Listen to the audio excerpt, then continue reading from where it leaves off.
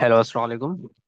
अच्छा, हम class start करने वाले हैं 2-3 मिनट में, ताकि दूसरे मेंबर्स भी आ सके। आजकल नेट का इशू भी चल रहा है, तो शायद उस वजह से कम पार्टिसिपेंट्स आ रहे हैं आजकल।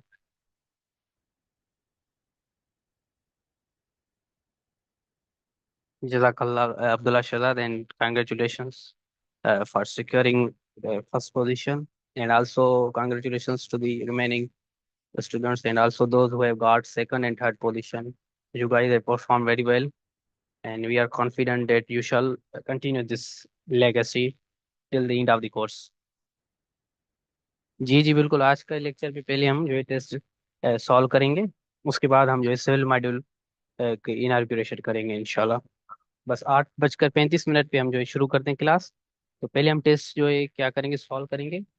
और जिन जिन लोगों ने टेस्ट अटेम्प्ट किया है, तो जब उन्होंने सबमिट किया होगा तो उधर ही जो है उसका जो भी आंसर्स होंगे उसको डिस्पैच हो गए होंगे उसकी ईमेल पे। तो अगर कोई देखना चाहता है कि मैंने कौन से जो है क्वेश्चंस गलत सॉल्व किए हैं, तो ये हम जो आज लेक्चर्स में सही बताएंगे, तो वो ईमेल जब ओपन करेगा तो उधर एक ईमेल हमारी तरफ से आई होगी उसके यहाँ, जो जो उन्होंने जो आंसर सॉल्व किए होंगे।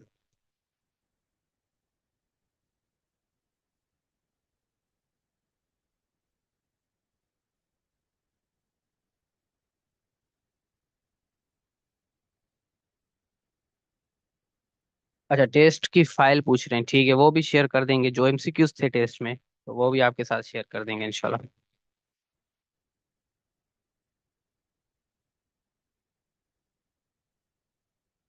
अच्छा, चलते हैं हम टेस्ट को जो है हम सॉल्व करना शुरू करते हैं, और तब तक दूसरे स्टूडेंट्स भी आ जाएंगे जिनको आना होगा, नहीं तो वो रिकॉर्ड लेक्चर देख लेंगे। तो अभी करंटली क्या है, पाकिस्तान में जो इंटरनेट इशू चल रहा है, फायरवॉल कुछ ऐसा सिस्टम है, तो इस वजह से अगर कोई आवाज़ क्लियर नहीं आए तो काइंडली बता दीजिएगा मुझे, तो हम मैं उधर वेट कर लूँ जब तक नेट जो है सही हो जाए, क्योंकि ये होता है आजकल, आपकी मोबाइल में भी होता होगा ये issue. Thank you so much Abdullah Shahzad for your kind feedback. Thank you so much.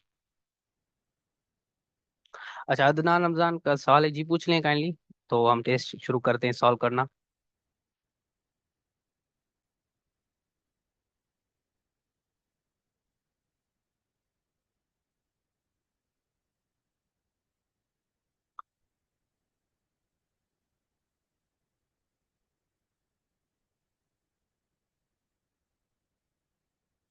अच्छा, ये टेस्ट थी जो हमने दी थी क्रिमिनल मॉड्यूल की, आज वो हम सॉल्व करेंगे।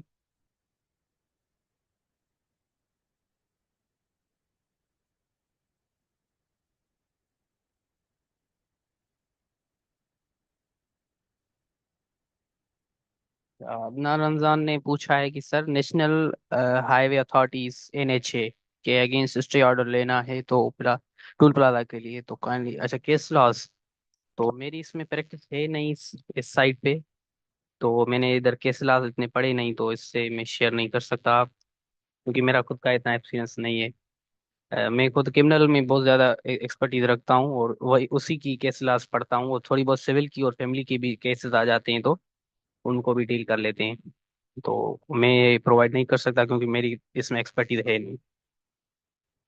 अच्छा, आवाज़ कम आ रही है, मोहम्मद अदील कह रहा है, तो किसी और के यहाँ इशू है तो काइंडली बता दें, क्योंकि मैंने ये साथ में जो मोबाइल रखी हुई है उधर क्लियर आ रहा है आवाज़, तो रिकॉर्ड लेक्चर में भी क्लियर आएगा। अच्छा, क्लियर है। तो फेल मेमन ने कहा, थैंक यू सो मच तो fail Memon for contribution and cooperation. अब चलते हैं, टेस्ट को स्टार्ट करते हैं, फिर हम अपना सिविल मॉड्यूल जो है शुरू करेंगे।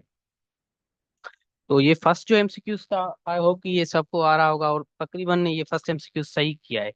इसका जो एफआईआर वाला है वो ये सेक्शन 154, ये सब लोगों को बेसिक था, इस वजह से सही किया था। और जो है दूसरा ये सवाल है, what is the meaning of maxim actus non facit reum नेसेसरिया। इसका मतलब है, an act can not be guilty if it does not accompany guilty mind. An act can not be guilty if it does not accompany guilty mind. तो इसकी meaning यही है कि भाई, अगर कोई भी एक्ट हो जाता है, उसमें अगर आपकी इंटेंशन नहीं है वो ऑफिस करने की, लेकिन आपसे हो गया है, तो वो एक्ट जो है गिल्टी एक्ट नहीं है।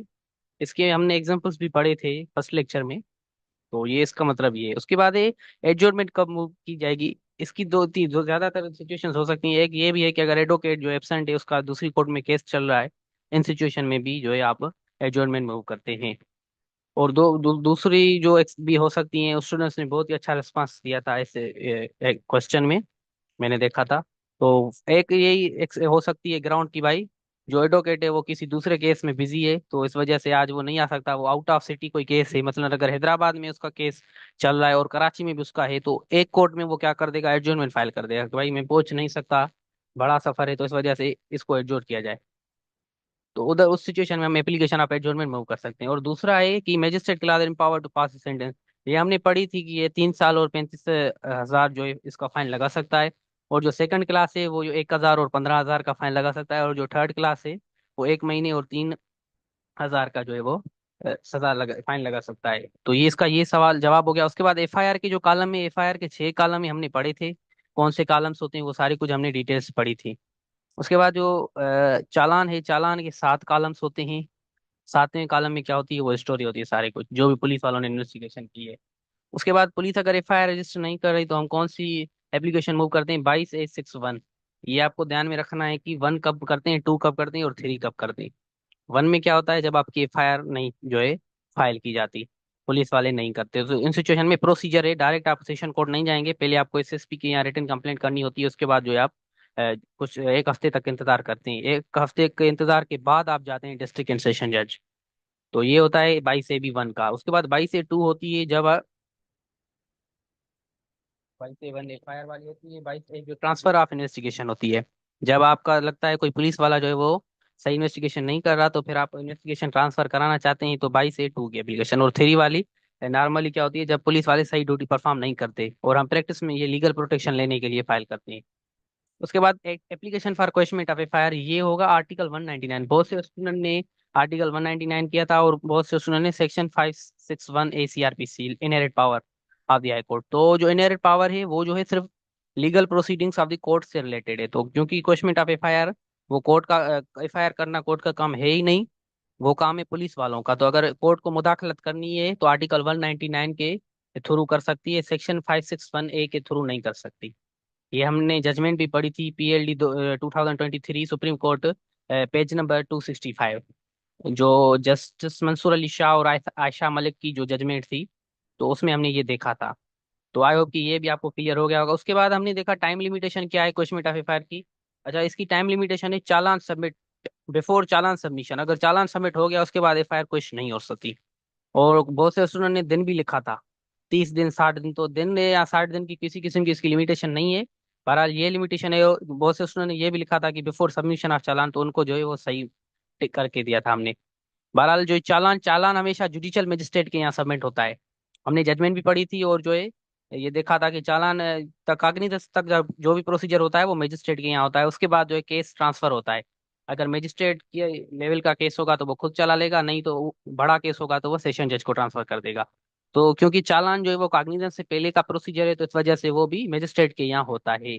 तो चालान हमेशा मजिस्ट्रेट के यहाँ सबमिट होता है, भले वो मर्डर का या ऑफेंस क्यों ना हो। फिर वो क्या होगा, कागनिजेंस के बाद वो सेशन जज चलाएगा। और कौन सी एफआईआर को झूठी एफआईआर कहते हैं, वो होती है B क्लास एफआईआर।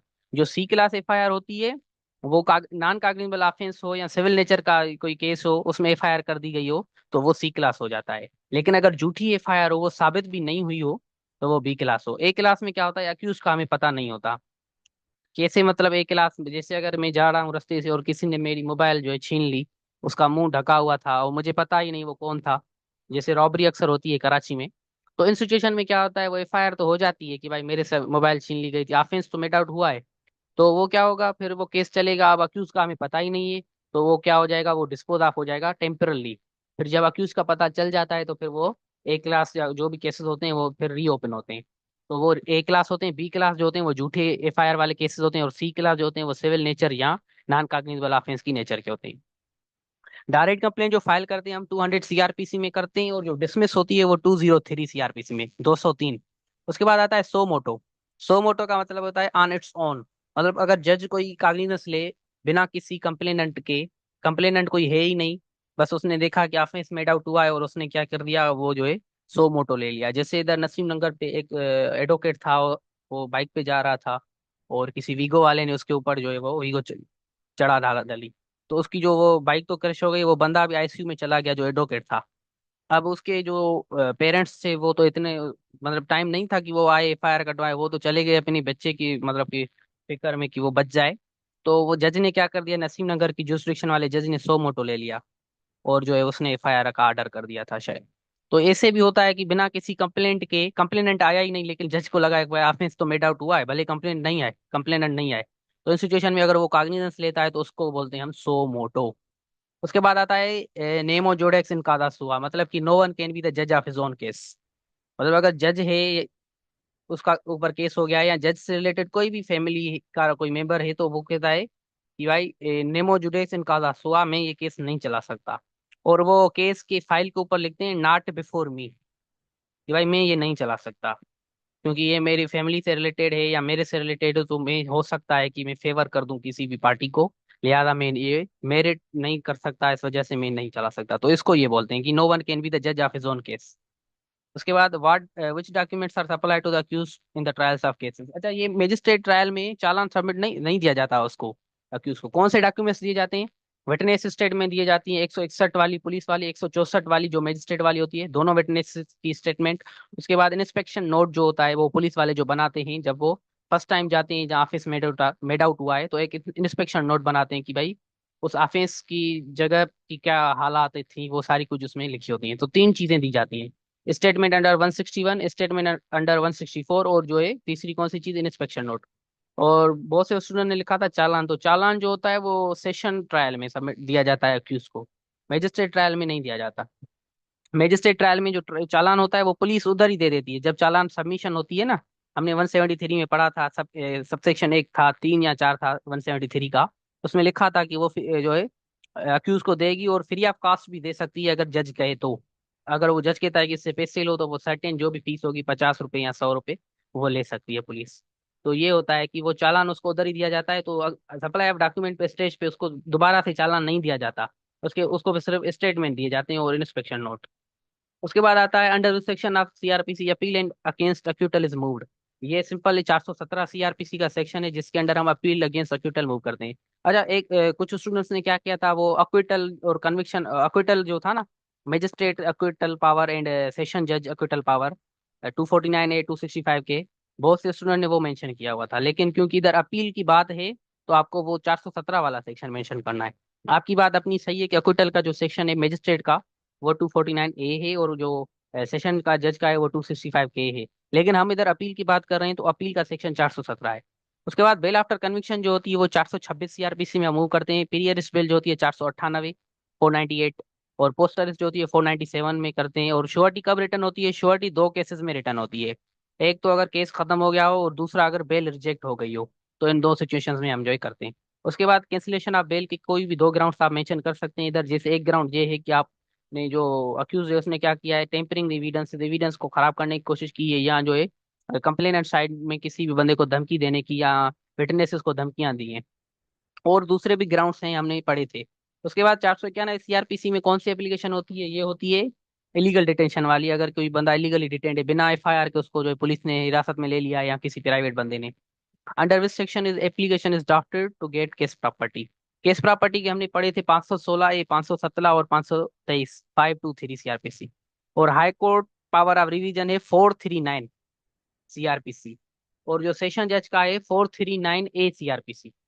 तो बहुत से स्टूडेंट ने यहाँ आके गलत कर दिया था, क्योंकि ये लास्ट लेक्चर था तो शायद उन्होंने ये नहीं पढ़ा था।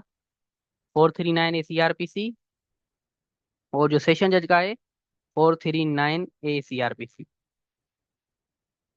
तो ये थी टेस्ट जो हमने क्रिमिनल मॉड्यूल की कंडक्ट की थी। तो ये एमसीक्यू तो आपके साथ फिर भी शेयर किए जाएंगे। कुछ स्टूडेंट ने कहा, रिक्वेस्ट की है कि सर ये शेयर करें, तो हम ये शेयर करेंगे आपके साथ इंशाल्लाह। तो चलते हैं हम जो है बिना किसी देरी के जो है सिविल मॉड्यूल की इनार्गुरेशन की तरफ से, मतलब इनार्गुरेट करते हैं सिविल मॉड्यूल को, उसकी पोस्टमार्टम करते हैं कि वो क्या है। तो हमारा क्रिमिनल मॉड्यूल कवर हो गया है। एक स्टूडेंट की रिक्वेस्ट थी कि ट्रांसलेशन ऑफ एफआईआर जो है कवर करा ली जाए। लेकिन क्योंकि translation is the only matter of English proficiency, अगर आपको इंग्लिश आती है तो आप जो है आसानी से ट्रांसलेट कर सकते हैं।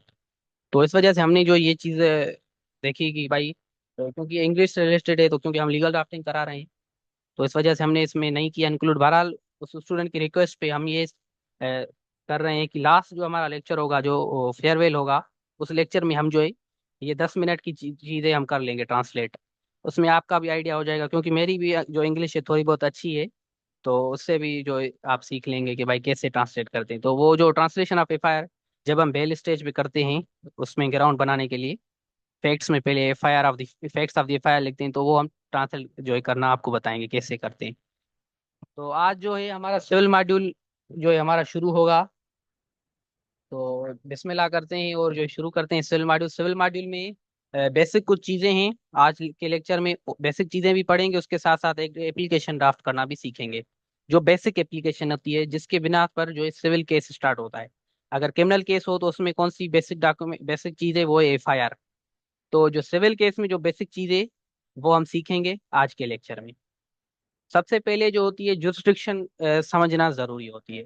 क्रिमिनल केसेस में क्या होता है, जब ये ऑफेंस मेट आउट होता है, पुलिस वाले एफआईआर कर देते हैं और पुलिस वाले उस कंसर्न मजिस्ट्रेट के यहाँ चले जाते हैं, तो हमारे यहाँ मसला नहीं होता कि जुरिस्डिक्शन किस जज को है, क्योंकि वो पुलिस वालों का काम होता है अमूमन, वो जो है कर देते हैं। जहाँ तक बात है एफआईआर की, तो हमें पुलिस थाने की जुरिस्डिक्शन मालूम करनी होती है कि भाई ये एरिया किस थाने को, मतलब कि किस थाने की जुरिस्डिक्शन है। वो मालूम करके हम एफआईआर करते हैं, फिर वो पुलिस वाले जज के सामने लेके जाते हैं। तो ये सारा कुछ तो क्रिमिनल में ऑटोमेटिक एक किस्म का प्रोसीजर है। लेकिन सिविल में क्या है, सिविल में हमें जब एप्लीकेशन फाइल करनी होती है या किसी किस्म की केस की इनिशिएट करनी होती है, कोई भी लीगल प्रोसीडिंग, तो हमें खुद जुरिस्डिक्शन मालूम करनी होती है कि भाई किस कोर्ट को जुरिस्डिक्शन है, कौन से सिविल जज को है, कौन से सीनियर सिविल जज को है, या कौन से डिस्ट्रिक्ट जज को है। तो वो जुरिस्डिक्शन मालूम करना हम का काम है, हमारा काम है, हम हमारा वकील लोगों का काम है। तो इस वजह से इसको पढ़ना जरूरी है। तो चलते हैं हम जुरिस्डिक्शन को देखते हैं क्या है और इसके कौन से टाइप्स हैं और कैसे मालूम की जाए जुरिस्डिक्शन। अच्छा, जुरिस्डिक्शन की जो लफ्जी माना है, लीगल अथॉरिटी और power of the court. Court का पावर या कोर्ट की authority in respect of law, उस अथॉरिटी और उस पावर को क्या बोलते हैं, जुरिस्डिक्शन। अच्छा, वो अथॉरिटी किस चीज की, तो वो भी लिखी हुई है कि to make legal decisions and judgment. किसी गवर्नमेंट की या कोई ऑफिशियल जो है कोई भी हो एंटिटी, उसकी भी पावर हो कि भाई कोई लीगल डिसीजन या जजमेंट दे, तो उस पावर को हम बोलते हैं कि भाई ये जुरिस्डिक्शन है। तो ये हो गया, आपका कॉन्सेप्ट क्लियर हो गया कि भाई अगर किसी कोर्ट को पावर है इस चीज पे डिसाइड करने के लिए, तो बोलेंगे कि भाई इस कोर्ट को जुरिस्डिक्शन है। तो उस पावर को हम क्या बोलेंगे कि भाई इस पावर को बोलेंगे जुरिस्डिक्शन। नॉर्मली हम बोलते हैं कि भाई ये इस कोर्ट को पावर है ये केस सुनने के लिए। तो आप इसको ऐसे अल्टरनेट बना सकते हैं कि भाई इस कोर्ट को जुरिस्डिक्शन है ये केस सुनने के लिए। तो ये आई होप कि क्लियर हो गया होगा कि जुरिस्डिक्शन क्या है और ये कैसे डिटरमाइन की जाती है। ये प्री डिटरमाइंड होती है बाय लॉज, लीगल प्रिंसिपल जो स्टेच्यूज और कॉन्स्टिट्यूशन और जुडिशल प्रेसिडेंट के थ्रू दिए जाते हैं, वो उनसे प्री डिटरमाइंड होती है। अच्छा, स्टेच्यू का मतलब क्या है, स्टेच्यू का मतलब any bill pass by parliament, कोई भी बिल हो पार्लियामेंट उसको पास करती है, तो उसको हम क्या बोलते हैं, स्टेच्यू बोलते हैं। और उसके बाद लिखा हुआ है कॉन्स्टिट्यूशन। कॉन्स्टिट्यूशन तो आपको पता है कि हमारा ये 1973 वाला चल रहा है, तीसरा कॉन्स्टिट्यूशन है, तो वो कॉन्स्टिट्यूशन। और जो जुडिशियल प्रेसिडेंट्स हैं, प्रेसिडेंट्स को बोलते हैं केस लॉस को, जो फैसले होते हैं, जो डिसीजंस होते हैं अपर कोर्ट्स के, सुपीरियर कोर्ट्स के, हाई कोर्ट और जो सुप्रीम कोर्ट है, उसके जो डिसीजंस है उसको हम बोलते हैं प्रेसिडेंट्स। तो उनसे भी डिटरमाइंड होती है ये बहुत सी चीजें कि कौन सी कोर्ट को जुरिस्डिक्शन है। और दूसरा जो होता है, नॉर्मली हमारे यहाँ प्रैक्टिस में क्या होता है, जो डिस्ट्रिक्ट एंड सेशन जज होता है, डिस्ट्रिक्ट एंड सेशन या नॉर्मली इसको बोलते हैं डीजे, वो क्या करता है, एक लिस्ट इशू करता है time to time, certain time के बाद लिस्ट इशू करता है कि भाई फलाने मजिस्ट्रेट को ये जुरिस्डिक्शन है, फलाने मजिस्ट्रेट को, फलाने सीनियर सिविल जज को इसकी जुरिस्डिक्शन है। तो वो एक लिस्ट इशू करता है, वो सर्टेन टाइम के बाद इशू करता है। तो उस जो लिस्ट को देखकर भी हम जो है मालूम कर सकते हैं कि भाई कौन सी कोर्ट को हमें जो है जाना है, कौन सी कोर्ट में जाके एप्लीकेशन फाइल करनी है और केस की इनिशिएट करनी है। तो वो लिस्ट देखकर आप जो है कर सकते हैं। ये तो ठीक हो गया कि भाई एक डीजे होता है, वो सर्टेन टाइम के बाद जो है लिस्ट इशू करता है, उससे हम देख लेंगे। तो ये आप डिस्ट्रिक्ट एंड सेशन कोर्ट से वो लिस्ट ले सकते हैं। उसके बाद आती है टाइप्स ऑफ जुरिस्डिक्शन। जुरिस्डिक्शन के टाइप्स कौन से होते हैं वो देखते हैं।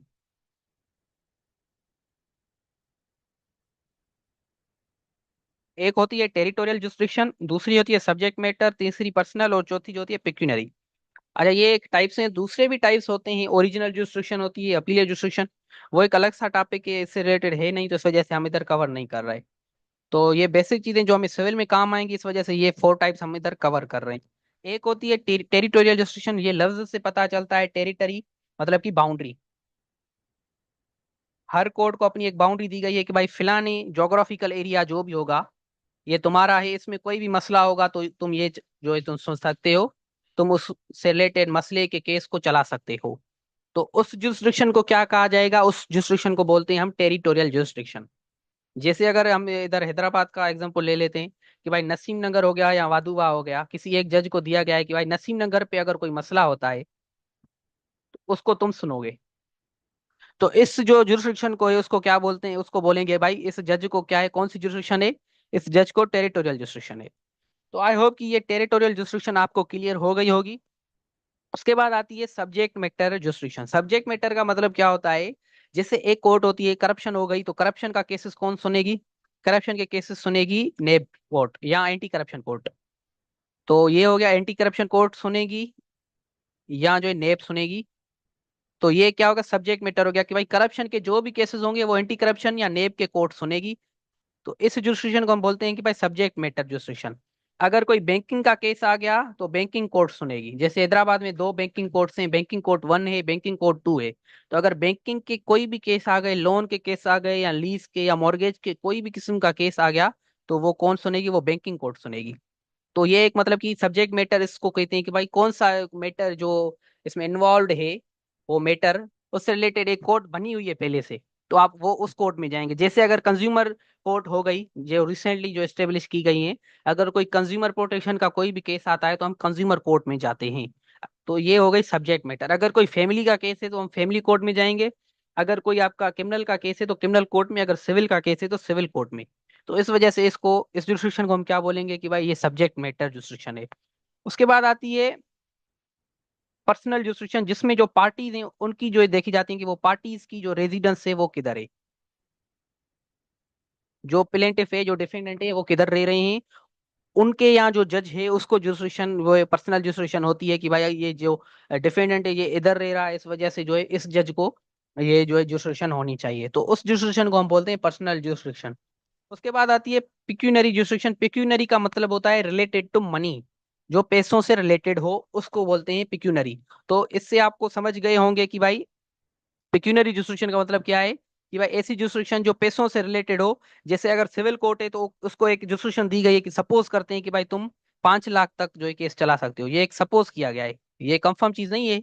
मैं एक एग्जांपल दे रहा हूँ कि भाई सपोज करते हैं फिलानी कोर्ट को 5 लाख तक का अगर कोई मसला है चला सकती है, 5 लाख से ऊपर हो गया तो वो नहीं चला सकती। उसके फिर क्या होगा, फिर अपर कोर्ट में जाना होगा।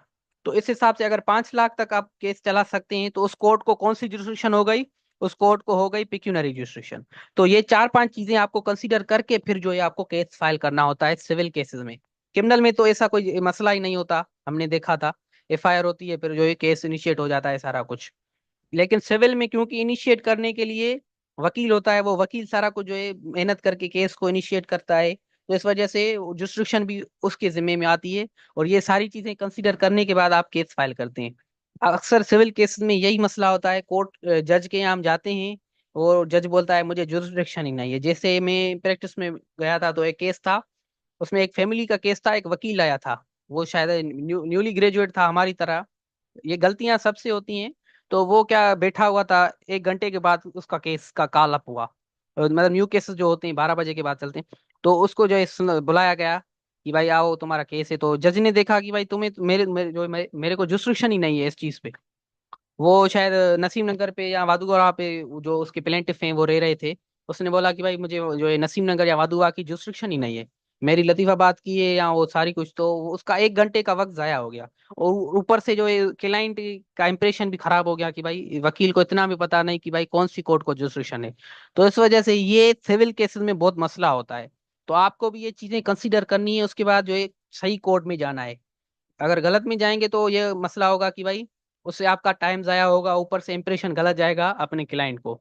तो इस वजह से अगर ये चाहते हैं कि ये चीज ना हो तो इसको कंसीडर करके फिर जो है केस को ड्राफ्ट करके और जो है सबमिट कराएं जो भी कंसर्न कोर्ट है। तो आई होप कि ये जुरिस्डिक्शन का मसला आपका क्लियर हो गया होगा। तो चलते हैं हम आज जो है दूसरा टॉपिक आज का है वो देखते हैं, तो वो कौन सा है। तो आज का जो मेन टॉपिक है सिविल मॉड्यूल का, वो है लीगल नोटिस। ये it is a very important. क्यों इंपॉर्टेंट है? इस वजह से इंपॉर्टेंट है, अगर आपको सिविल में नेचर में अगर कोई केस इनिशिएट करना हो तो legal notice is the first thing you have to do. जैसे क्रिमिनल में क्या होता है, क्रिमिनल में हमारे पास दो रेमेडीज होती हैं। कौन सी? एक होती है एफआईआर, अगर हम एफआईआर का जो है पैसेज लें हमारी मर्जी है। दूसरा होता है डायरेक्ट कंप्लेंट। तो ये हो गया क्रिमिनल का। लेकिन सिविल में हमारे पास क्या है, सिविल में हम क्या करते हैं, पहले क्या करते हैं, लीगल नोटिस भेजते हैं, लीगल नोटिस के बाद प्रोसीजर इनिशिएट करते हैं। और कौन सा प्रोसीजर है वो हम आहिस्ता आहिस्ता कवर करेंगे। लेकिन बेसिक जो चीज है सिविल मॉड्यूल की वो क्या है, वो बेसिक है लीगल नोटिस। आपने अक्सर सुना भी होगा कि भाई लीगल नोटिस आया है, लीगल नोटिस भेजना है। तो ये लीगल नोटिस, अच्छा एक स्टूडेंट का ये क्यूरी थी कि सर लीगल नोटिस ऐसा बताएं जो हम हर केस में भेज सकें, फैमिली केसेस में हो गए या जैसे रिट पिटिशंस होती हैं हाई कोर्ट की, उसमें भी हम पहले लीगल नोटिस भेजते हैं। तो जो हम ड्राफ्ट करना सीखेंगे, ये ना सिर्फ आप सिविल में जो है फाइल कर सकते हैं किसी भी किस्म के केस, क्योंकि सिविल की जो मॉड्यूल है वो एक छोटा नहीं है जैसे क्रिमिनल का मॉड्यूल है। उसमें आप तीन चार चीजें पढ़ ली, सीआरपीसी पढ़ ली, पीपीसी पढ़ ली, और थोड़े दूसरे बहुत जो भी लॉज हैं, एंटी टेररिज्म एक्ट हो गया, या जो भी छोटे छोटे लॉज हैं वो पढ़ लिए, आपका क्लियर हो गया। जो सिविल का मॉड्यूल है वो बहुत ही बड़ा है, इसमें जो है आपको बहुत से सब्जेक्ट्स कवर करने हैं। तो इस हिसाब से अगर किसी किस्म का केस आ गया, कोई सीपीसी से अलावा कोई नेचर का केस है, तो उसमें अगर आपको जो लीगल नोटिस भेजना है तो फॉर्मेट यही होगा जो हम आज सीखेंगे। तो ये जो फॉर्मेट है वो यूनिवर्सल है, ये सिविल से रिलेटेड सिर्फ नहीं है, सिविल में भी आप फाइल कर सकते हैं। इससे अलावा रेड पिटिशंस में अगर आप रेड पिटिशन का तरफ जा रहे हो, तो उसमें भी अगर लीगल नोटिस आप दे रहे हैं तो यही फॉर्मेट होगा। और कोई मसला हो जिसमें जो है सिविल नेचर का हो, तो उसमें भी आप ये लीगल नोटिस फॉर्म जो है फाइल कर सकते हैं, ये सर्व कर सकते हैं जो भी एग्रीड पार्टी होगी उससे बिहाफ पे। तो ये जो हमारा जो फॉर्मेट होगा वो यूनिवर्सल है। तो चलते हैं हम थोड़ी बहुत लीगल नोटिस की चीजें देखते हैं कि वो कैसे ड्राफ्ट होता है, कौन सी चीजें जरूरी होती हैं लीगल नोटिस में मेंशन करनी, वो देखते हैं। उसके बाद जो है हम इसकी ड्राफ्टिंग पे चलते हैं। तो लीगल नोटिस की जो फर्स्ट ऑफ ऑल एक डेफिनेशन है कि भाई ये एक फॉर्मल रिटन कम्युनिकेशन है। जैसे हम ओरल कम्युनिकेशन करते हैं, कोई बंदा हमें रास्ते में मिल गया और उसको बोलते हैं कि भाई तबीयत कैसी है तुम्हारी, क्या पढ़ाई चल रही है, कैसे चल रही है, तो वो हो गई ओरल कम्युनिकेशन।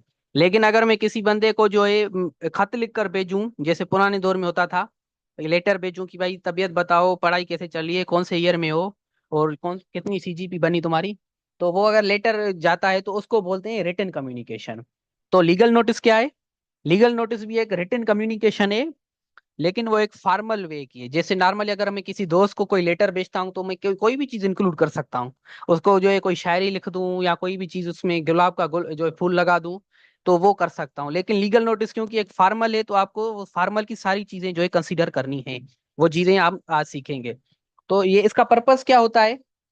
इसका पर्पस होता है कि भाई नोटिफाई कराना पर्सन को या कोई भी एंटिटी को लीगल इशू के बारे में, या उसका जो भी क्लेम है या उसकी जो भी डिमांड है कि भाई मेरे साथ ये मसला हुआ है तुम्हारी वजह से, तो उसको ये बताना।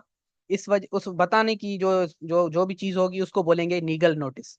मतलब उसको ऐसे में बताऊं कि भाई रिटर्न में बताऊंगा कि भाई मेरे साथ ये मसला हुआ है और तुमने ये मसला किया है, तो ये चीज हो गई कि भाई इसने क्या कर दिया, इसने लीगल नोटिस भेज दिया। और लीगल नोटिस क्या है कि एक फॉर्मल रिटन कम्युनिकेशन है जिसके थ्रू हम जो अगला बंदा होता है जिसने हमें जो एक ग्रीवेंस दी है, उसको हम जो एक फॉर्मल जो है नोटिफिकेशन देते हैं कि भाई तुमने ये मेरे साथ मसला किया है, लिहाजा इसको हल करो, वरना मैं क्या करूंगा, मैं जो है आपके ऊपर केस कर दूंगा। अच्छा, अब्दुल्ला शहजाद का सवाल है, क्योंकि रिलेटेड है तो इस वजह से मैं इधर ही जवाब दे देता हूँ। Very good question Abdullah Shahzad. मैं रिपीट कर देता हूँ क्वेश्चन को, फिर मैं इसका जवाब देता हूँ। अब्दुल्ला शहजाद का सवाल है, can a person not being an enrolled advocate send a legal notice to a person who engages in defamation of the person issuing the legal notice? अच्छा, बहुत ही इत्तेफाक की बात है। तो आज जो हम लीगल नोटिस जो है बनाएंगे वो भी डिफेमेशन से रिलेटेड है। तो अब्दुल्ला ने भी वही सवाल कर दिया डिफेमेशन का। अच्छा, जो इसका मेन सवाल है वो ये है कि कोई एडवोकेट नहीं है, कोई आम सा बंदा है या लॉ स्टूडेंट है या कोई एक सिटीजन है पाकिस्तान है, क्या वो लीगल नोटिस सर्व कर सकता है? तो जी बिल्कुल वो कर सकता है। Any person being a citizen of Pakistan is entitled to serve a legal notice against the party who has जो है सेंट हिम ग्रीवेंस। तो कोई भी बंदा जो है एनी वन कर सकता है, जो भी सिटीजन हो। ये एक मिथ है हमारे यहाँ की सिर्फ वकील कर सकता है legal notice. It's a myth not a reality. तो ये हो गई मिथ। आप भी भेज सकते हैं, मैंने भी जो है कई बार भेजा है, मेरे साथ जो भी मसले हुए थे, जो जब मैं जो है इस स्टेज में था, उस लॉ स्टूडेंट था, तो इस सिचुएशन में मैंने जो है लीगल नोटिस भेजे हैं। लेकिन वो केस की स्टेज तक नहीं आई, वो उधर ही जो लीगल नोटिस पे ही मसला हल हो गया। क्योंकि ये क्या होता है, अमूमन बंदे डरते हैं कि जो कोर्ट के जो भी केसेस होते हैं उनसे डरते हैं। तो इससे होता है कि आप इसका फेवर ले सकते हैं, आप के यहाँ मसला है तो आप लीगल नोटिस भेज सकते हैं। और अमूमन यही होता है कि लीगल नोटिस में ही आपका मसला हल हो जाता है। क्योंकि बहुत से लोग जो है कोर्ट कचहरी से डरते हैं कि भाई कोर्ट में जाना होगा, वकील करना होगा, खर्चा हो जाएगा। इससे अच्छा है कि मैं इसका जो इसकी बात मान लूँ। तो मेरा आपका जो सवाल है उसका जवाब ये है कि भाई कोई भी बंदा लीगल नोटिस फाइल कर सकता है। ये एक मिथ है कि सिर्फ वकील कर सकते हैं। हाँ, एक ये चीज है कि अगर वकील फाइल करता है तो उसकी एक इमेज अपनी होती है सोसाइटी की। मैं आपको बात बताता हूँ, अगर कोई लॉ स्टूडेंट या कोई आम बंदा जो है बेचता है, तो उसको इतना जो है प्रेफरेबल नहीं समझा जाता। बाकी अगर कोई जो है वकील बेचता है तो उसको ज्यादा समझा जाता है। कि भाई क्योंकि वो वकील के पास गया है, तो अगर मैंने इसको जवाब नहीं दिया सही तो वो केस भी कर सकता है, तो इस वजह से वो डरता है। बाकी कोई भी जो है आपका जो है फाइल कर सकता है। तो ये हो गया आपके सवाल का जवाब। हम चलते हैं जो है लीगल नोटिस की दूसरी चीजें देखते हैं कि इसकी क्या चीजें हैं। अच्छा, ये एक प्रीलिमिनरी स्टेप है। प्रीलिमिनरी मतलब कि स्टार्टिंग स्टेप है। जब आप कोई भी लीगल प्रोसीडिंग्स को इनिशिएट करना चाहते हैं तो पहला स्टेप कौन सा होगा? वो होगा लीगल नोटिस का। इसमें जो भी रेसिपिएंट होगा उसको एक अपॉर्चुनिटी जाएगी कि भाई तुम मसले को हल करो वरना हम कोर्ट चले जाएंगे।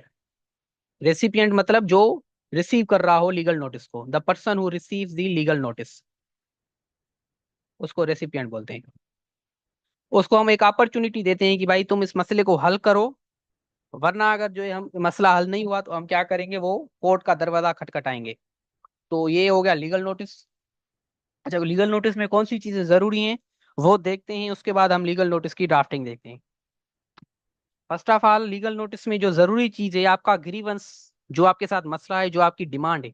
एक तो आपको मसला अपना बताना है, मेरे साथ ये मसला है, ग्रीवेंस है मेरे साथ, और मेरी ये डिमांड है। अगर तुम ये काम करोगे तो मेरी ग्रीवेंस खत्म हो जाए। अच्छा, ये किसको इन्फॉर्म करनी है? रेसिपिएंट को, जो रिसीव कर रहा हो उसको ये चीज इन्फॉर्म करनी है थ्रू लीगल नोटिस। ऐसे जो है आपको।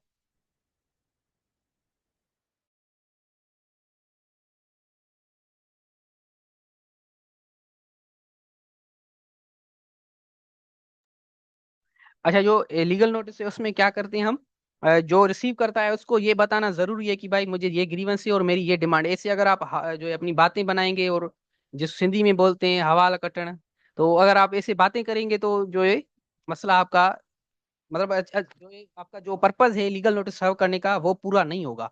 तो इस वजह से आप क्या करेंगे, आप अपनी ग्रीवेंस जो है सीधी तरह बताएंगे, मेरे साथ ये मसला है और मेरी ये डिमांड। इस वजह से जो लीगल नोटिस होता है वो बहुत ही छोटी साइज का होता है, 1 या 2 पेज का होता है, क्योंकि आपको सीधी काम की बात करनी होती है, आपको हवाल नहीं काटने होते। उसके बाद उसमें कौन सी और चीजें जो है जरूरी है, वो है लीगल राइट। आपका कौन सा लीगल राइट वायलेट है, क्योंकि अगर राइट वायलेट नहीं हुआ तो आप केस फाइल नहीं कर सकते। तो आपको ये आप मेंशन करना जरूरी है, उसको भी फील हो कि भाई अगर ये इसका वाकई राइट वायलेट हुआ है तो ये केस भी कर सकता है। कोई भी अगर राइट आपका वायलेट इन्वोक हुआ है या कोई भी रिलेवेंट रहा आपके, या आपको मेंशन जो करना जरूरी समझते हैं तो आप वो कर सकते हैं। या किसी किस्म का जो कॉन्ट्रैक्ट की कोई ब्रीच हुई है, या वो भी सारी चीज आप इधर मेंशन कर सकते हैं कि भाई ये रिलेवेंट लॉ है, इससे मैं जो है थ्रू आपके लिए ऊपर जो है प्रोसीडिंग्स इनिशिएट कर सकता हूँ, क्योंकि मेरा ये राइट है। इस वजह से मेरा राइट है तो मैं इसके ऊपर जो है आपको केस कर सकता हूँ। वो सारी चीजें हम जब ड्राफ्ट करेंगे तो आप देखेंगे कि कौन से लीगल राइट्स वायलेट होते हैं, तो हम कैसे लिखते हैं वो सारा कुछ। उसके बाद जो मेन चीज होती है वो होती है डेडलाइन।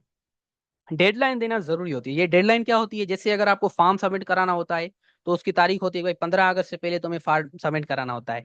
तो लीगल नोटिस में आप क्या कहते हैं कि भाई फिलानी तारीख से पहले, सपोज करते 15 अगस्त से पहले आपको रिप्लाई देना है मुझे।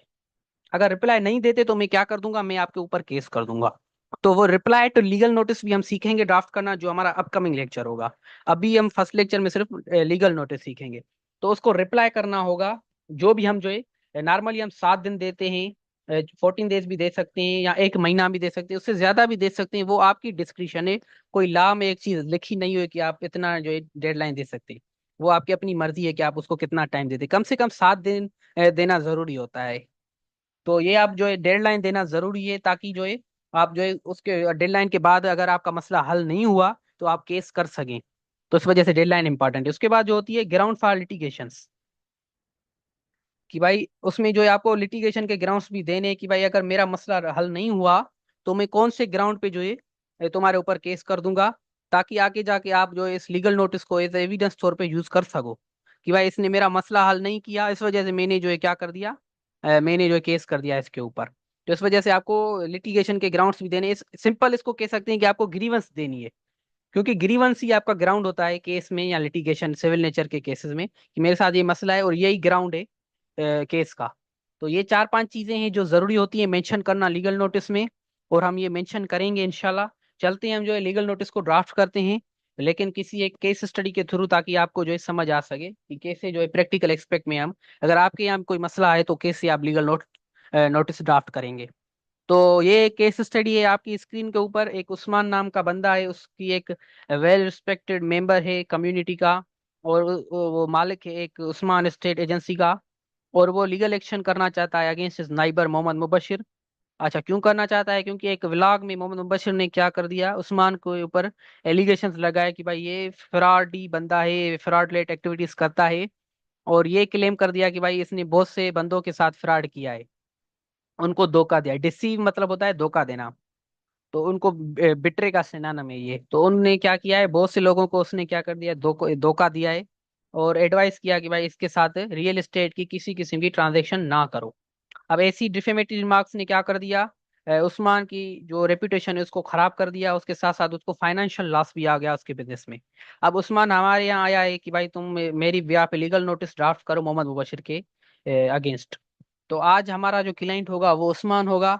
और कौन से ग्राउंड पे हम जो फाइल करेंगे लीगल नोटिस की भाई, इसकी एक स्टेट एजेंसी, ये बहुत ही अच्छा बंदा है, पाकिस्तान का एक वेल रिस्पेक्टेड सिटीजन है। और इसके ऊपर झूठे जो है, बेबुनियाद एलिगेशंस लगाए गए हैं कि ये फ्रॉड रिलेटेड एक्टिविटीज करता है और बहुत के बंदों के साथ इसने फ्रॉड किया है। और ऐसा एक्ट, मुबशिर के ऐसे एक्ट ने इसको बहुत सा नुकसान पहुंचाया है, लिहाजा इसका जो है अदाला करो। अगर तुम अदाला नहीं करोगे तो हम क्या करेंगे, हम कोर्ट में जाके आपके ऊपर केस करेंगे। तो ये मसला है, इसके बिहाफ पे हम चलते हैं, लीगल नोटिस ड्राफ्ट करते हैं।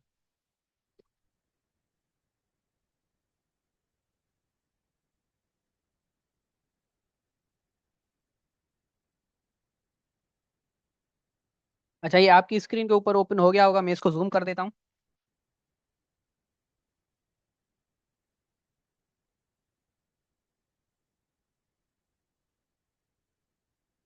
तो फर्स्ट ऑफ ऑल आप क्या करते हैं लीगल नोटिस में, जैसे कोर्ट में क्या करते थे, कोर्ट में हम कोर्ट में जाते थे तो उसमें हम क्या लिख देते, इन दी कोर्ट ऑफ फिला फिला, in the court of civil जज, in the court of district and session जज, in the court high court, यहाँ जो भी है, ठीक है। लीगल नोटिस में क्या होता है, लीगल नोटिस में जो अक्सर क्या होता है वो एक वकील के थ्रू हम फाइल करते हैं। तो इस वजह से हम वो फॉर्मेट आपके स्क्रीन के ऊपर है, उधर क्या करते हैं, जो उसकी चेंबर होती है, जो फर्म होती है, जो उसका नाम होता है, उस फर्म का नाम जैसे मेंशन करते हैं। मैंने एक एग्जांपल के ब्याह पे मोहम्मद जोएब एंड को का नाम दिया हुआ है कि एक मेरी सपोज करते हैं इंशाल्लाह फर्म जब ओपन करूंगा तो ये उसका नाम मैं सपोज करता हूँ कि ये उसका नाम है। और इधर जैसे एक स्लोगन होता है, law consultant advocates of Pakistan, उसका स्लोगन भी मेंशन कर सकते हैं। जैसे अभी मैं जिस फर्म का पार्टनर हूँ वो है सतुला चेम्बर। तो अगर मैं सतुला चेम्बर के बिहाफ पे लीगल नोटिस भेजता हूँ तो उधर मैं क्या करूंगा, इधर मैं टाइटल दूंगा सतुला चेम्बर। और जो भी उसका जो भी स्लोगन, जैसे नॉर्मल यही होता है कि हम लॉ कंसल्टेंट और एडवोकेट्स हैं हाई कोर्ट के या सुप्रीम कोर्ट के। तो वो मेंशन करने के बाद आप ऑफिस एड्रेस देते हैं जो भी उसकी फर्म का है। अगर आप पर्सनली बेच रहे हैं तो अपना जो भी घर का एड्रेस है वो दे सकते हैं। तो मैंने ऑफिस का एड्रेस इधर दिया हुआ है, ऑफिस नंबर 75 ठंडी सड़क हैदराबाद, और कांटेक्ट नंबर और ईमेल भी। अच्छा, ये ऑफिस एड्रेस क्यों दे रहा हूँ, ये मेन चीज है। ऑफिस एड्रेस आपको देना है क्योंकि जब आपका ये लीगल नोटिस आप सर्व कर रही हो तो आप क्या एक्सपेक्ट कर रहे हैं, आप एक्सपेक्ट कर रहे हैं रिप्लाई का, जिसको बोलते हैं रिप्लाई टू लीगल नोटिस। तो वो हम सीखेंगे। तो जो रिप्लाई का आप एक्सपेक्टेशन रख रहे हैं तो आपको एड्रेस देना लाजमी है। अगर आप एड्रेस नहीं देंगे तो आपका लीगल नोटिस का ग्राउंड कमजोर हो जाएगा। जो डिफेंडेंट होगा वो ये ग्राउंड ले सकेगा कि भाई इसने तो एड्रेस ही मेंशन नहीं किया हुआ था, तो मैं इसको कैसे लीगल नोटिस सर्व करूं। तो इस वजह से ये ग्राउंड हो सकता है, क्योंकि अभी क्या है कि पोस्ट ऑफिस या टीसीएस में तो एड्रेस लिखा होता है कि कहाँ से जो ये आया है, ये जो लीगल नोटिस है। लेकिन फिर भी आपको ये मेंशन करना इधर जरूरी है कि जैसे कोई भी वो ग्राउंड नहीं बचे जो वो ले सके आपके अगेंस्ट। तो इस वजह से आपको ऑफिस एड्रेस जो भी होगा वो आपको मेंशन करना होगा ताकि वो रिप्लाई आ सके आपकी ऑफिस के एड्रेस पे। उसके बाद ये नंबर देंगे जो भी आप अपने लीगल नोटिस जो है भेजते हैं फर्म के जो है बिहाफ पे। जैसे मैंने सपोज किया कि भाई मैंने 19वां जो है लीगल नोटिस भेजा है, तो जो भी आप सीरियल नंबर होगा 20 हो सकता है, जैसे कोर्ट में जो है सूट नंबर होता है या बेल एप्लीकेशन नंबर होती है, वैसे ही जो है लीगल नोटिस का भी आप एक नंबर देंगे कि भाई ये सीरियल नंबर है इस लीगल नोटिस का।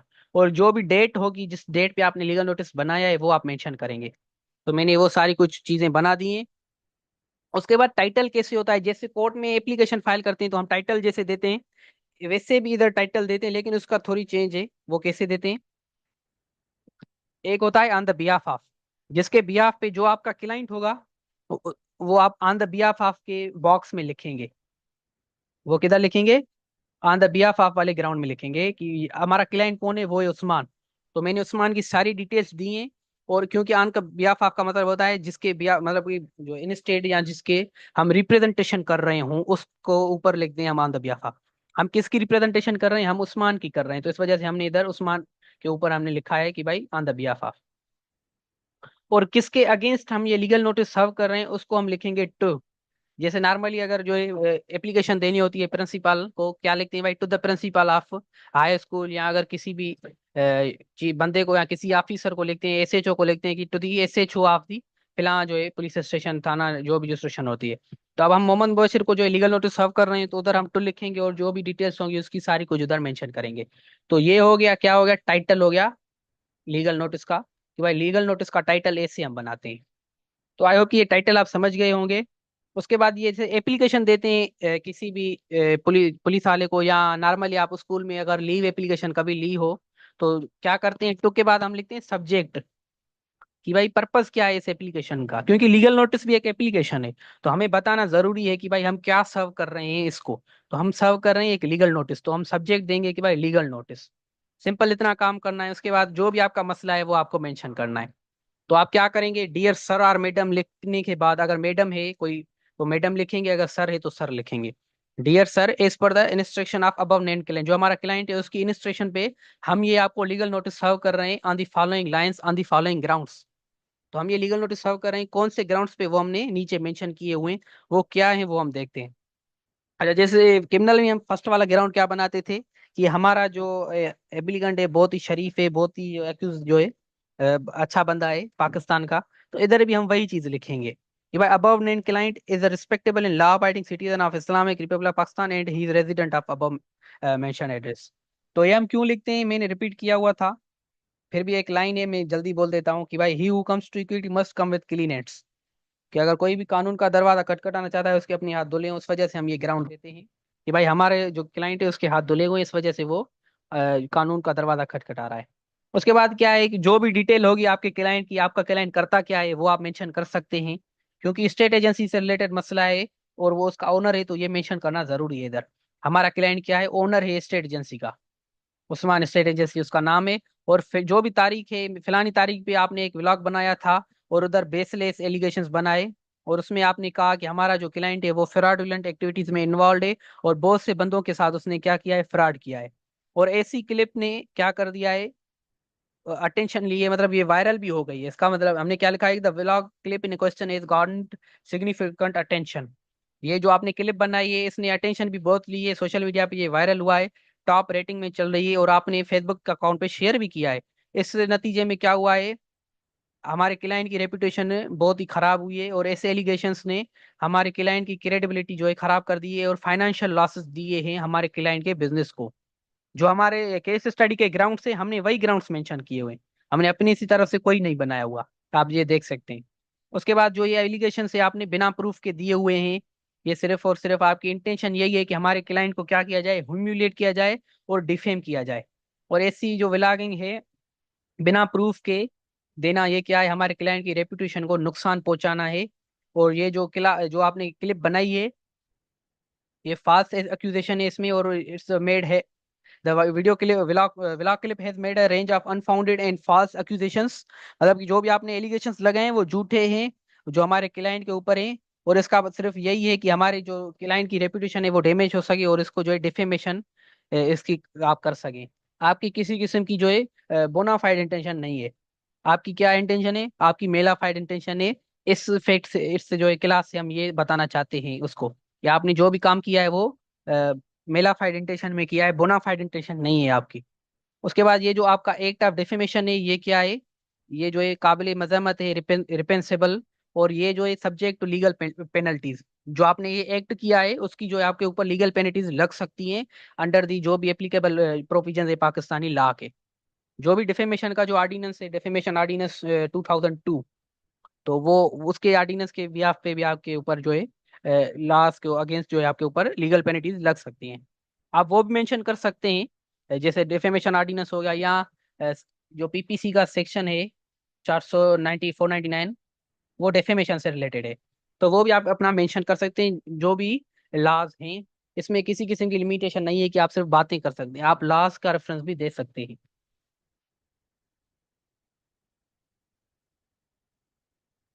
अच्छा, ये सारी चीजें हो गई। ये हमने क्या किया मेंशन, ये हमने मेंशन किए थे ग्रीवंस, कि हमारे ये ग्रीवंस है अब लीगल नोटिस में ग्रीवेंस के साथ साथ हमें क्या करना है, हमें डिमांड भी बतानी है कि हम क्या चाहते हैं। उसके बाद हम बताएंगे कि भाई ग्राउंड बताएंगे, ग्राउंड कौन से ग्राउंड लिटिगेशन के, कि अगर तुमने हमारा मसला नहीं किया तो हम कौन से ग्राउंड पे जाएंगे लिटिगेशन करने। तो ग्रीवेंस तो हमने ये 7 जो भी क्लास थे उसमें हमने बताया कि भाई हमारे साथ ये ग्रीवेंस है, ये मसला है हमारा। लेकिन अब हम ये 8वें में हम बता रहे हैं हमारी डिमांड क्या है और हमारे ग्राउंड क्या रहेंगे जब हम केस करेंगे आपके ऊपर। तो वो हम बताएंगे इस ग्राउंड में। तो ये 8 नंबर वाला मैं पढ़ता हूँ कि भाई हर सिटीजन को राइट है कि भाई राइट टू डिग्निटी। ये आर्टिकल 40 14 आर्टिकल है जो है कॉन्स्टिट्यूशन ऑफ पाकिस्तान का, शायद जो 14 है उसमें लिखा हुआ है राइट टू डिग्निटी। अगर किसी को पता है तो बता दे कि आर्टिकल कौन सा है कॉन्स्टिट्यूशन का राइट टू डिग्निटी से रिलेटेड। मेरे हिसाब से आर्टिकल 14 है। अच्छा, तो वो एक राइट टू डिग्निटी है हर सिटीजन का, और हमारा क्लाइंट भी सिटीजन है तो इस वजह से उसके पास भी ये राइट है। और वो ये right to sue you for the damage of the defamation, और उसके ऊपर उसको ये राइट है कि आपके ऊपर केस कर सके। अच्छा, सू का मतलब होता है केस करना, ये सू लिखा हुआ है, इसकी मीनिंग होती है किसी के ऊपर आप केस कर सकते हो। केस करने के एक्शन को हम बोलते हैं टू सू। और अगर आपके ऊपर केस हो गया तो आप बोलेंगे कि भाई आई एम सूड। अगर आपके ऊपर केस हो गया तो सूड, अगर आपने केस किया है तो सू।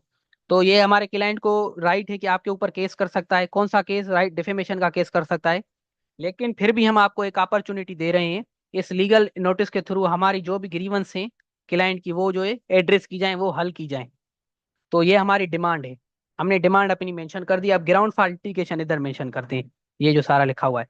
तो हमने क्या लिखा हुआ है कि इस लीगल नोटिस के थ्रू आपको हम ये कहते हैं कि भाई ये जो आपने एलिगेशंस लगाए हैं, एक तो माफी मांगे हम हमसे बिना किसी अनकंडीशनल अपॉलॉजी। अनकंडीशनल मतलब कि बिना किसी शर्त पे। ऐसे ना करेंगे आप शर्त बनाएं कि भाई ये ऐसे करो तो फिर मैं माफी मांगू।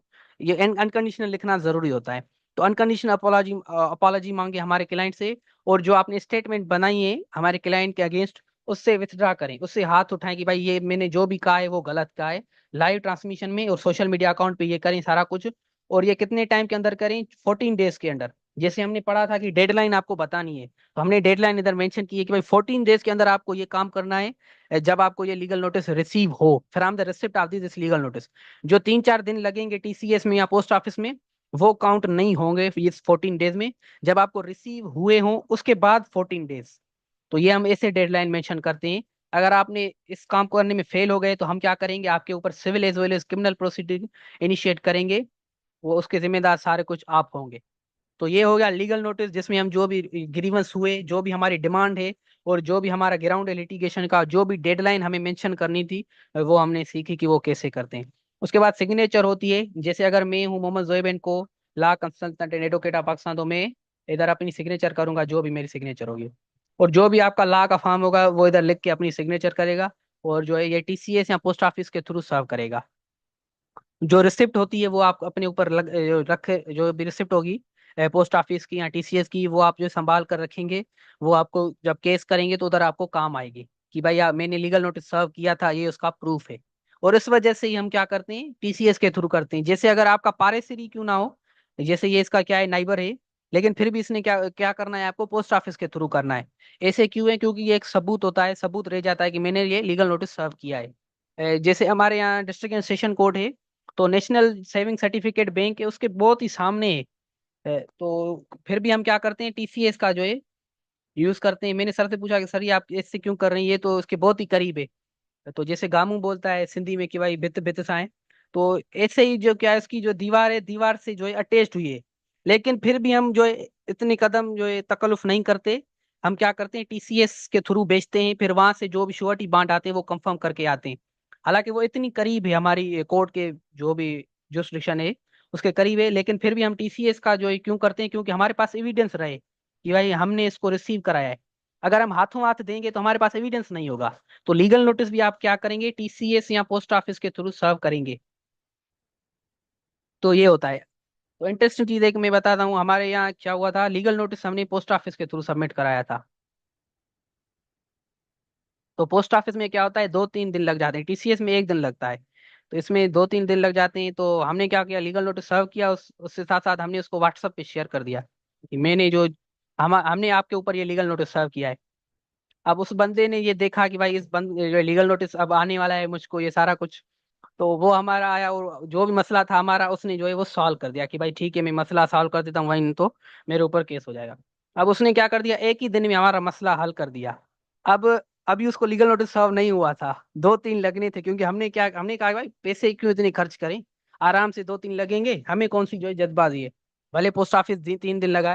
फिर क्या हुआ, मसला हल होने के बाद फिर भी उसको सर्व हुआ, फिर वो इतना वो हो गया कि भाई मैंने तो आपका मसला हल कर दिया फिर भी आपने लीगल।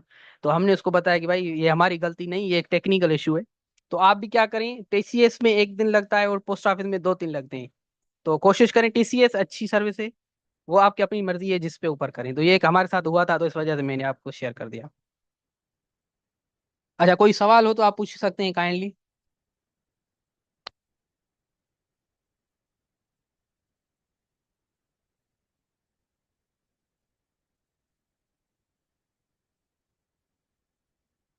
अच्छा, ये अब्दुल्ला शहजाद का सवाल है कि सर अगर after expiry of time granted for the apology it's up to the aggrieved person that the initiate civil case or criminal case against the person. जी बिल्कुल। टाइम एक्सपायर होने के बाद फिर जो है वो एग्रीड जो भी पर्सन है वो अब उसकी मर्जी है कि वो सिविल नेचर का केस करे या वो क्रिमिनल का करे। और जो आपका सवाल है कि जिसके ऊपर जो डिफेमेशन, जी हाँ बिल्कुल। अच्छा, एक अमूमन जो आपका सवाल है कि सिविल करे या क्रिमिनल, वो एग्री पर्सन की मर्जी है, आपकी बात सही है। और अक्सर ये सवाल करते हैं मुझसे स्टूडेंट्स कि सर क्या हम एक ही टाइम पे दो प्रोसीडिंग्स चला सकते हैं, क्रिमिनल भी सिविल की भी। तो जी बिल्कुल, आप एक ही केस की जो है कर सकते हैं, सिविल का भी कोई केस कर सकते हैं उसके ऊपर, क्रिमिनल का भी। एक इसकी जजमेंट भी थी, अगर मुझे फिर मिल गई, मैं पढ़ रहा था एक टाइम पे, तो अगर मुझे फिर मिल गई तो मैं आपके ग्रुप में शेयर कर दूंगा, जिसमें ये लिखा था कि आप जो है एक ही टाइम पे सिविल केस भी कर सकते हैं, क्रिमिनल भी कर सकते हैं, वो दोनों चल सकते हैं। जैसे डिफेमेशन हो गया, डिफेमेशन में क्या है, समरी सूट भी होता है सीपीसी के अंडर, और जो है दूसरा वो पीपीसी के अंदर, उसके ऊपर आप क्रिमिनल प्रोसीडिंग भी इनिशिएट कर सकते हैं। 499 में वो डेफिनेशन लिखी हुई है उसकी, किसकी डेफिनेशन, डिफेमेशन की। 490, ये मैं करेक्ट कर दूं, मैं जो 499 मैंने बताया था उसमें डिफेमेशन की डेफिनेशन लिखी हुई है, इसकी पनिशमेंट लिखी हुई है सेक्शन 500 में। आप क्या करेंगे, सेक्शन 500 मेंशन करेंगे, क्योंकि जब भी सेक्शन मेंशन करते हैं तो डेफिनेशन वाला हम नहीं मेंशन करते, हम कौन सा मेंशन करते हैं, जिसमें सजा लिखी हुई हो। तो सजा क्योंकि 500 वाले में लिखी हुई है तो आप 500 वाला मेंशन करेंगे। 499 में क्या लिखी हुई है, डिफेमेशन की डेफिनेशन लिखी हुई है, भाई कौन से एक्ट को हम क्या कहेंगे, डिफेमेशन, और सजा इसकी 500 में लिखी हुई है। तो काइंडली इसको करेक्ट कर लीजिएगा, मैंने जब ये लीगल नोटिस में बताया था कि भाई आपको कौन सा मेंशन लेना है, अगर आप मेंशन करना चाहते हैं तो सेक्शन 500। अच्छा, तो फेल का सवाल है कि एक प्रॉपर्टी में 3-4 पार्टनर्स हैं, तो लीगल नोटिस में एक बंदे के नेम होगा या सबके। अच्छा, पार्टनर्स हैं और प्रॉपर्टी से रिलेटेड है, तो एक तो काइंडली आप एक स्पेसिफाई करें अपने क्वेश्चन को कि मैं समझ सकूं कि मसला क्या है। कभी कभी होता है कि एक प्रॉपर्टी।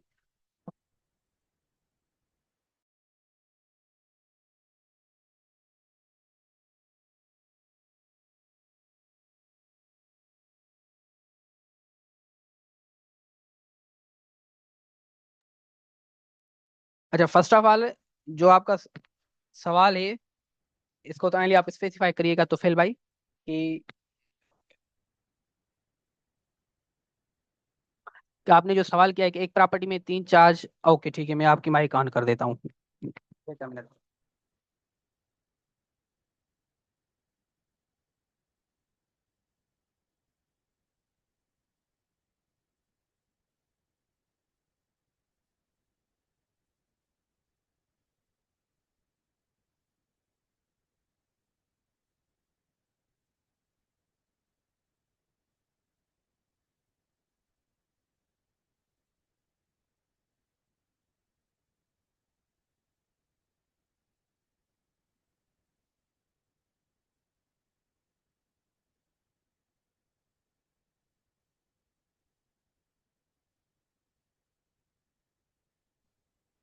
अच्छा, तो फिर भाई मैंने आपकी माइक ऑन कर दी है, काइंडली आप सवाल पूछें जो भी आपका है।